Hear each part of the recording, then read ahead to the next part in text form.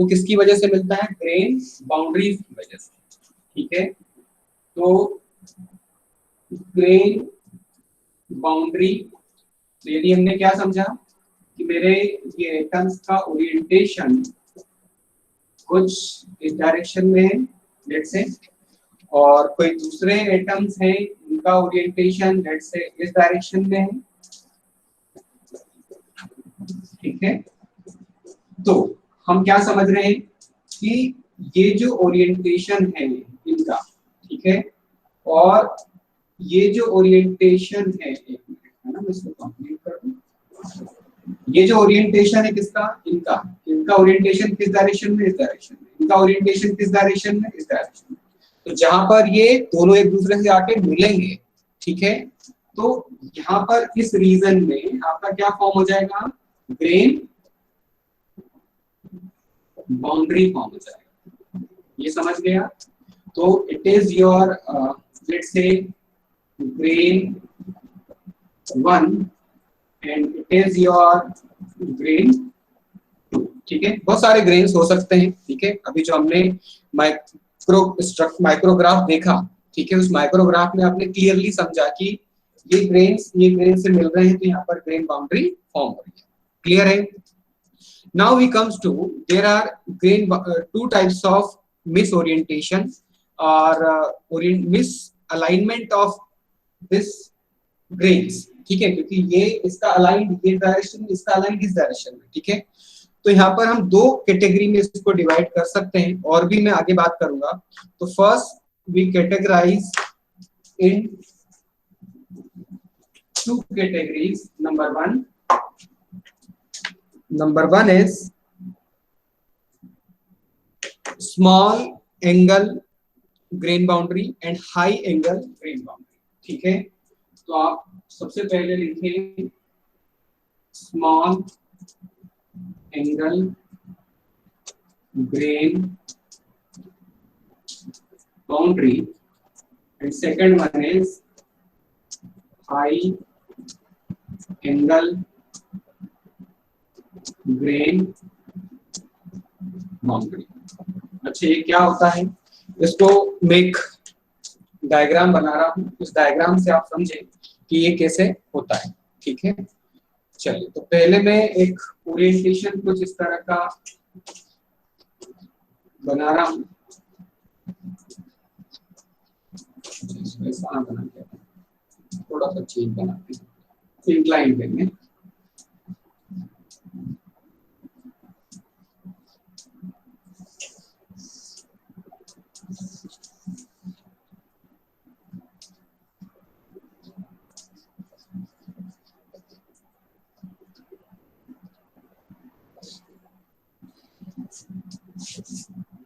के बाद इसके ऊपर किसी तरह का, ठीक है। उसके बाद यदि मैं इधर दूसरा ओरिएंटेशन बना रहा हूँ, ठीक है, तो आप इसको चाहें तो डिफरेंट कलर से बना सकते हैं। इसका ओरिएंटेशन देखो, इसका ओरिएंटेशन इंक्लाइंड है, इसका ओरिएंटेशन सीधा हॉरिजॉन्टल है, ठीक है।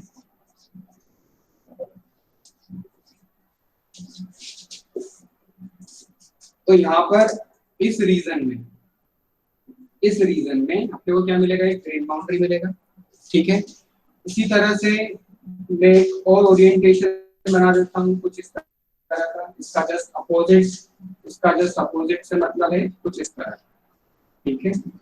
आप इधर ही चाहें तो एटम फील कर सकते हैं, जहाँ पर आपको ब्लैंक दिख रहा है।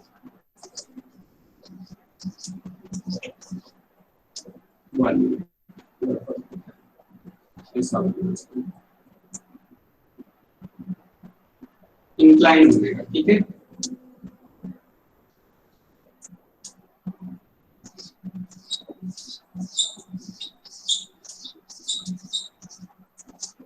तो पहला हमने क्या समझा? हाई एंगल और स्मॉल एंगल बाउंड्री, ठीक है। तो मैं एज्यूम कर रहा हूं कि मेरा ये कोई ग्रेन बाउंड्री यहाँ फॉर्म हुआ है और दूसरा कोई ग्रेन बाउंड्री यहाँ फॉर्म हुआ। क्लियर है? आप इधर भी इस डायरेक्शन में सारे एटम्स को फील कर लें, ठीक है। अब समझो कि स्मॉल एंगल ग्रेन बाउंड्री और लो एंगल ग्रेन बाउंड्री का क्या मतलब। आप देखो इसका अलाइनमेंट क्या था, ये, ठीक है, या इसके अलाइनमेंट की बात करूं तो मैंने क्या बोला था कि इस एंगल पर है, तो ये इसका मिस अलाइनमेंट हो गया, ठीक है। या आप ये ना समझे, इसको एक मिनट में और क्लियरली बात करता हूँ, इसको मैं रेड पेन से बना लूं, ठीक है। तो मे बी ये मेरा कर्व है यदि, तो ये इसका क्या हो गया, नॉर्मल, ठीक है। और ये नॉर्मल और इसका डायरेक्शन कौन सा है, ये डायरेक्शन है, ठीक है। इसका डायरेक्शन इन एटम्स के ओरिएंटेशन का डायरेक्शन, ठीक है। तो ये नॉर्मल और इसके बीच में जो एंगल बनेगा, that angle is called small angle grain boundary, ठीक है। अब हाई एंगल ग्रेन बाउंड्री का मतलब क्या होगा, वो भी वही है लेकिन चेंज है, थोड़ा सा चेंज है। देखो यहाँ पर यदि मैं इसका एक नॉर्मल ड्रॉ करूं तो ये इसका नॉर्मल हो गया, ठीक है। इसका ओरिएंटेशन यदि आप देखें तो ये हो गया इसका ओरिएंटेशन, इसका इन एटम्स का। तो ये जो एंगल बन रहा है, इस एंगल को हम क्या बोल रहे हैं, हाई एंगल ग्रेन बाउंड्री, ठीक है। जो स्मॉल है उसको मैं स्मॉल एंगल ग्रेन बाउंड्री बोल रहा हूं। और ये किस किस के बीच में एंगल बन रहा है, तो ये एंगल किसका हो गया आपका, ये एंगल हो गया आपका एंगल ऑफ मिस अलाइनमेंट। ये वाली जो लाइन खींची है, लाइन कौन सी है, एंगल ऑफ मिस अलाइनमेंट। और ये क्या है आपका नॉर्मल, क्लियर है। नॉर्मल किसका, ग्रेन बाउंड्री का नॉर्मल। इसी तरह से इसकी मैं बात करूं तो ये मेरा क्या है, नॉर्मल हो गया।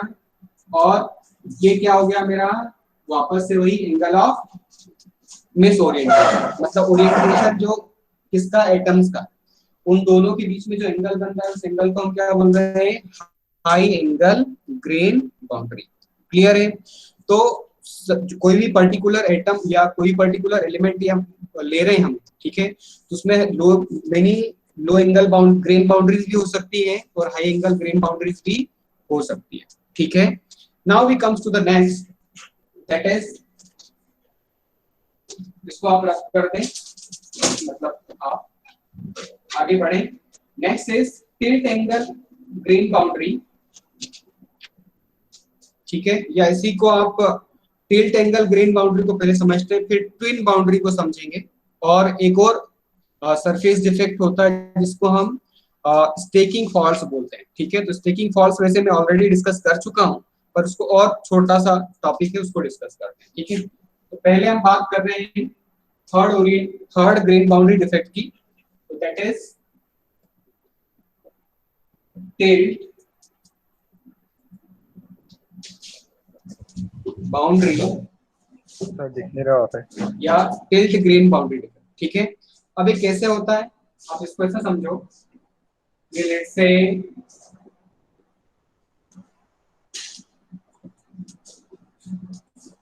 साथ में डायग्राम यदि आप बना सकते हैं तो बनाएं।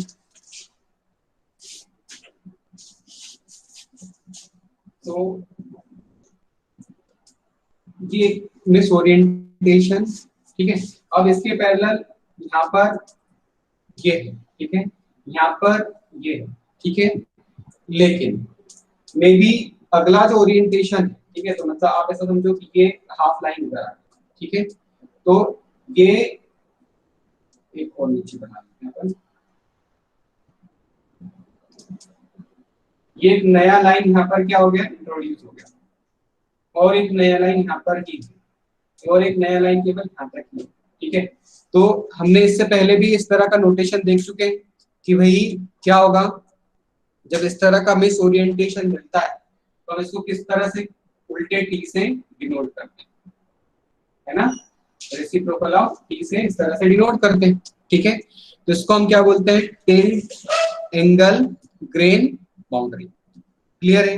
अब टिल्ट बाउंड्री में जो ओरिएंटेशन है, मतलब ये वाला जो एंगल है, ठीक है, इस एंगल को आप लेट से थीटा बोल सकते हैं, ठीक है। तो यहाँ पर ये जो थीटा है, ठीक है, ये अलग अलग बाउंड्रीज थी, ठीक है, ये अपने ओरिजिनल पोजीशन से, ये सब क्या है, कायदे से होना कैसे चाहिए था, इस डायरेक्शन में होना चाहिए, ठीक है, इस वे में होना चाहिए, लेकिन ऐसा होता नहीं। इस वजह से क्या हो गया, देखो एक ग्रेन आया, मतलब एक ग्रेन बाउंड्री जो फॉर्म हुई यहाँ तक फॉर्म हुई, अगली जो ग्रेन बाउंड्री फॉर्म हुई यहाँ तक फॉर्म हुई, अगली जो ग्रेन बाउंड्री फॉर्म हुई इस तरह से फॉर्म, ठीक है। तो हम इसको क्या बोल रहे हैं, टिल्ट एंगल बाउंड्री या टिल्ट बाउंड्री, ठीक है, जिसकी वजह से क्या होता है, ट्विस्टिंग आ जाएगा, ठीक है, और इसी को हम आगे स्क्रू डिसलोकेशन भी बोलते हैं, ठीक है। तो आपके जो एटम्स हैं वो रेगुलरली ग्रेन बाउंड्रीज की वजह से अरेंज नहीं है, ठीक है, और उनमें क्या आ गया, कुछ इंटरफेशियल ग्रेन बाउंड्री डिफेक्ट आ गया, ठीक है, जिसको हम सरफेस एनर्जीज की वजह से बन जाता है। सरफेस एनर्जी क्यों बन जाएगा, सरफेस एनर्जी इस वजह से बनेगा क्योंकि यहाँ पर जो भी इसका आइडियल स्ट्रक्चर था उसमें क्या हो गया, वेरिएशन आ गया, चेंज आ गया, ठीक है। तो ड्यू टू दैट वेरिएशन यहाँ पर क्या हो गया, कुछ ग्रेन बाउंड्रीज या सरफेस में डिफेक्ट आ गया। तो जब भी सरफेस डिफेक्ट की बात करते हैं तो उसकी वजह से क्या होगा, सरफेस एनर्जी उसकी बाउंड्री पर या उसकी सरफेस पर क्रिएट हो जाता है, ठीक है। Now we comes to the twin boundary, ठीक है, तो ये समझ आया आपको। आगे बात करते हैं ट्विन बाउंड्री, क्लियर है। तो आज हम सारे डिफेक्ट आई थिंक फिनिश कर देंगे। तो ट्विन बाउंड्री की बात करें तो नेक्स्ट हेडिंग डाल दें आप, fourth one. The fourth one is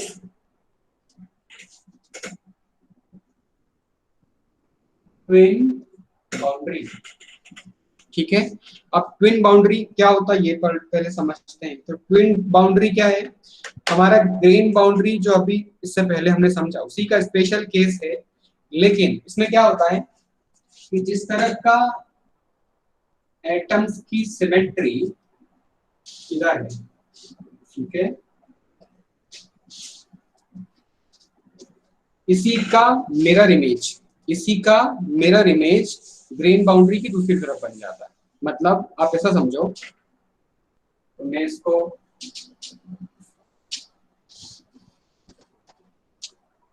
तो ये हो गया मेरा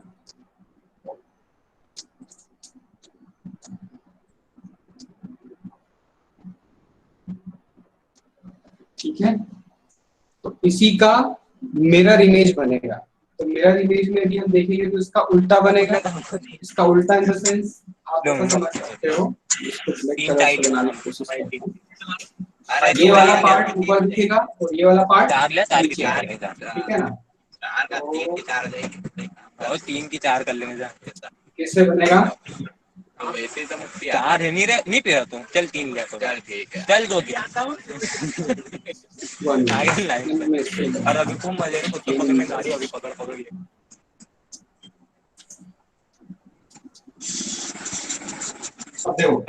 यहाँ पर ये वाला 4 साइड है। अरे मेरा ओल्ड आधार कार्ड है, मेरा रहेगा। उसके बाद ये 1 2 इस तरह का मिस ओरिएंटेशन, ये जस्ट इसका रिवर्स या इसका मिरर इमेज, पीली बैटरी पास नहीं होती है, रिप्लेस, ठीक है। तो ये बाउंड्री है, ठीक है, इस बाउंड्री को ही हम प्लेन बोलते हैं। तो ये जो प्लेन है जिसके अबाउट ये मिरर इमेज बना रहा है उसको हम बोलते हैं प्लेन, ठीक है। या आप ऐसा समझो कि इसके रिस्पेक्ट में ये क्या हो गया, रेसिप्रोकल हो गया, क्लियर है, ठीक है। चलिए, तो ट्विन बाउंड्री क्या है, एक स्पेशल टाइप का ग्रेन बाउंड्री डिफेक्ट है। जैसे ये है इसका, इस ट्विन प्लेन के रिस्पेक्ट में, ट्विन प्लेन के बाद में क्या बन गया इसका जस्ट रिवर्स। तो उस टाइप के डिफेक्ट को हम क्या बोलते हैं, ट्विन बाउंड्री डिफेक्ट बोलते हैं, ठीक है। तो ये मिरर लैटिस सिमेट्री बनाता है, ठीक है। आगे बात करें हम, तो मिरर लैटिस सिमेट्री बनाता है जो कि मिरर इमेज पोजीशन पर होता है। And the region of material between this boundaries is appropriately termed as twin, ठीक है। तो इसी को हम क्या बोलते हैं, ट्विन बोलते हैं। ट्विन का मतलब आप ऐसा भी समझ सकते हो कि मुड़ गया, ठीक है। जैसे आपने कोई बार लिया, उस बार को हाफ से क्या कर दिया, बेंड कर दिया, तो आप ये बोल रहे हो कि इसके रिस्पेक्ट में इस जहां से भी उसको कट किया है या जहां से भी आपने उसको बेंड किया है, तो उसके रिस्पेक्ट में, मतलब उस प्लेन के रिस्पेक्ट में उसको क्या कर दिया आपने, ट्विन कर दिया, मोड़ दिया। क्लियर है? तो twin results from the atomic displacement. Atomic displacement ही तो हो रहा है। क्या हो रहा है यहाँ पर, इसको मैंने यदि इस ट्विन प्लेन के रिस्पेक्ट में बात करूं तो ये इसके रिस्पेक्ट में क्या हो गया, ट्विन हो गया, मुड़ गया। क्लियर है? एंड मैकेनिकल शियर की वजह से होता है।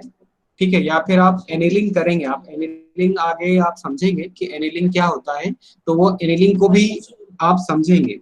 ठीक है, तो एनेलिंग की वजह से इस तरह के ट्विन बाउंड्री डिफेक्ट आते हैं। क्लियर है? Now we comes to the miscellaneous interfacial defects. तो इंटरफेशियल डिफेक्ट्स में यदि हम बात करें, ठीक है, ये समझ आया आपको? कोई रिप्लाई कर दे एक दो। ठीक है, चलो हम थोड़ा सा अपने सबसे पर बात करते हैं। तो स्टार्ट करते हैं, बताएं, ये समझ आया बेटा? ओके, चलिए आ गया समझ में, प्रतीक कापड़े का आया है। ठीक है ना, आगे बात करते हैं अपन।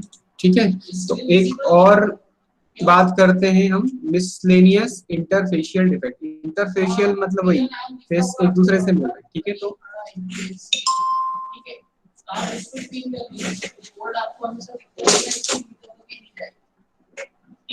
देखिए यूपी मॉडल में ग्रेजुअल सप्लाई एंड शॉर्टेजेस, इसमें नेक्स्ट इज सप्लाई का मतलब यहाँ पे ये कि जिससे आप आपके मिसलेनियस सप्लायर क्या करता है कि इंटरफेशियल या डिफेक्ट। ठीक है, तो मिसलेनियस इंटरफेशियल डिफेक्ट की मैं बात करूं यदि, तो इसमें होता है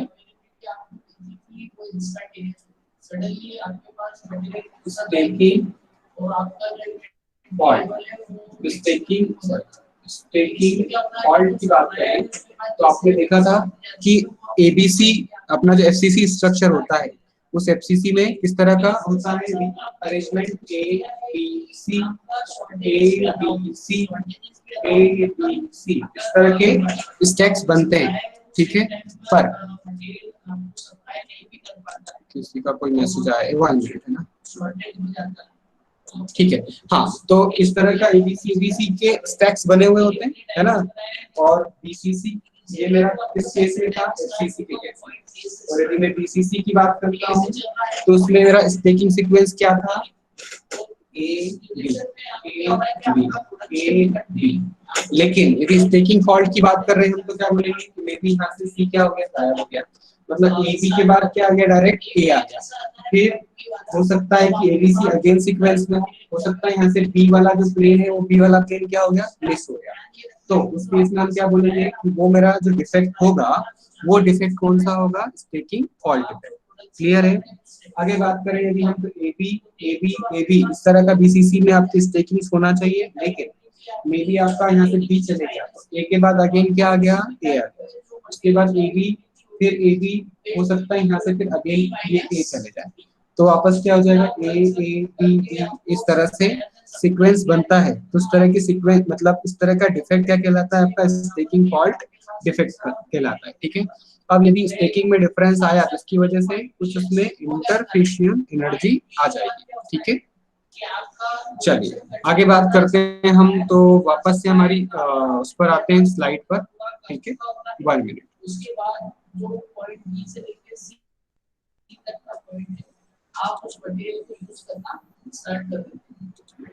जो पूरा तो यहाँ पर आपका जो ग्रेन बाउंड्री या सरफेस डिफेक्ट है वो कंप्लीट मतलब होता है।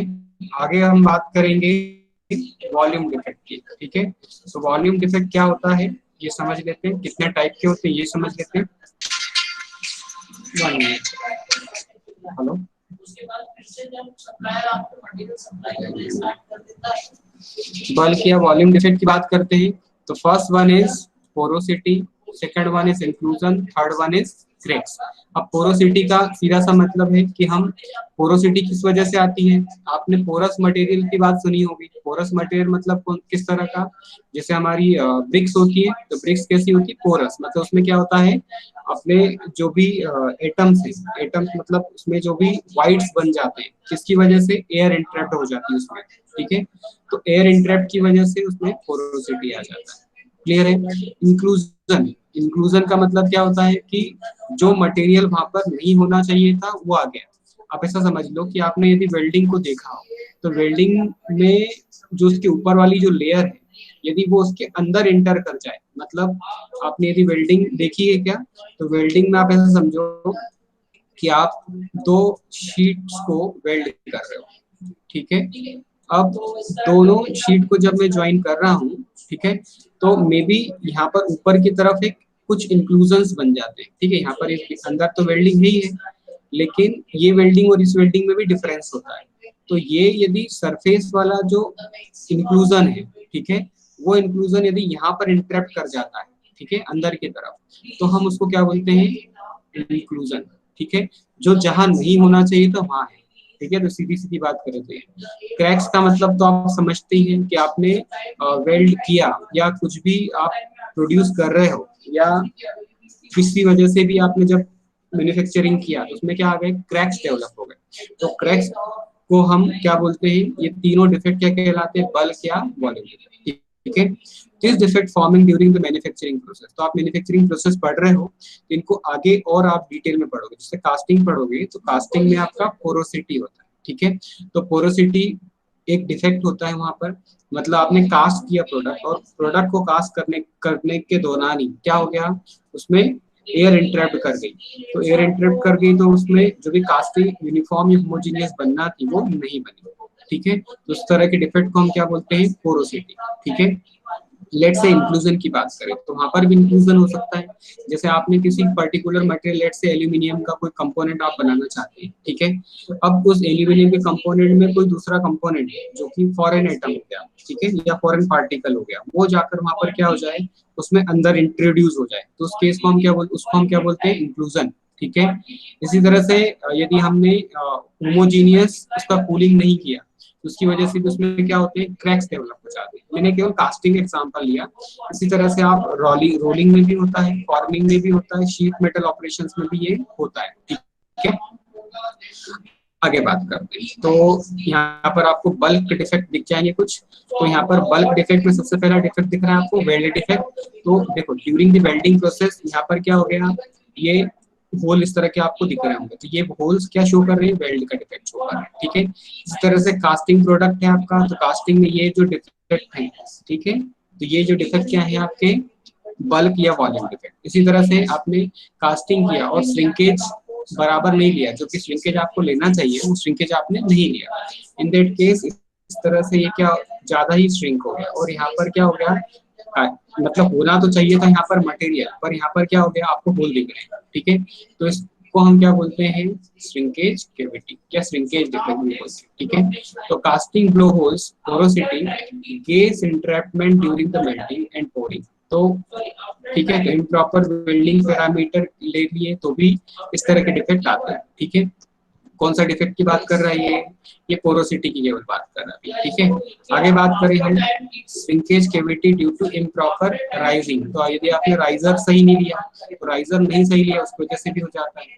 Non metallic inclusion, non metallic inclusion मतलब स्लैग, ऑक्साइड पार्टिकल्स या सैंड के जो इंट्रेंचमेंट है, या सैंड उसमें घुस गया, क्योंकि हमारा जो कास्टिंग प्रोडक्ट है वो हमारा मेटल का होना चाहिए, पर सैंड का बन गया, ठीक है। Now we comes to the cracks. Uneven heating हो गई, तो अनइवन हीटिंग की वजह से, अनइवन कूलिंग हो गई, उसकी वजह से उसमें क्रैक्स डेवलप हो जाते हैं। इसी तरह से हम बात करें थर्मल मिसमैच या वही अनइवन एक्सपांशन या कॉन्ट्रैक्शन की वजह से उसमें क्रैक्स डेवलप होते हैं, ठीक है। चलिए, तो इसमें इस चैप्टर में हमने क्या देखा, इस चैप्टर मतलब लेटेस्ट डिफेक्ट की बात करें हम, तो हमने क्या समझे कि डिफरेंट टाइप्स के क्या हैं, लेटेस्ट डिफेक्ट्स को समझा। उसके बाद हमने समझा कि be able to differentiate between screw और एज डिसलोकेशन को समझा। फिर उसके बाद बर्गर वेक्टर क्या होता है, डिसलोकेशन मूवमेंट क्या होता है ये भी समझा, and understand the grain and grain boundaries को भी समझ लिया, ठीक है। नाउ वी कम्स टू तो नेक्स्ट लेक्चर में हम बात करेंगे डिफ्यूजन की, ठीक है। तो आई थिंक ये सारे डिफेक्ट आपको क्लियर होंगे, ठीक है। मैं इसका आपको ये जो पीडीएफ है, ये पीडीएफ आपसे शेयर कर दूंगा, ठीक है ना। 1 मिनट, तो मैं आपको पहले इससे ज्वाइन कर लेता हूँ, ठीक है। आपकी जो भी क्वेरी है उसको बात करते हैं, ठीक है। 1 मिनट बेटा, मैं रिकॉर्डिंग बंद कर दूं। प्रॉब्लम है तो आप बताइए। हाँ, यहाँ तक की क्वेश्चन आपको समझ